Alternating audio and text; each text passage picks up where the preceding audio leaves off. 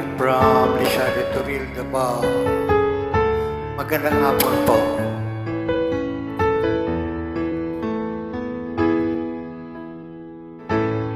Bakit ba pag ika'y nakikita, puso ko ay kumakabag?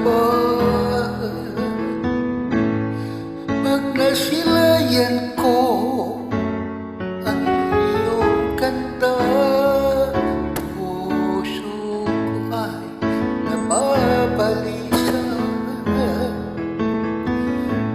At pag ika'y katabi, ako'y di mapakali.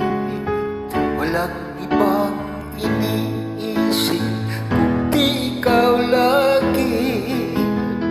Sinubukan ko kay kalimutan, ngunit hanggang ngayon di ko makakayanan. Pagkat ikaw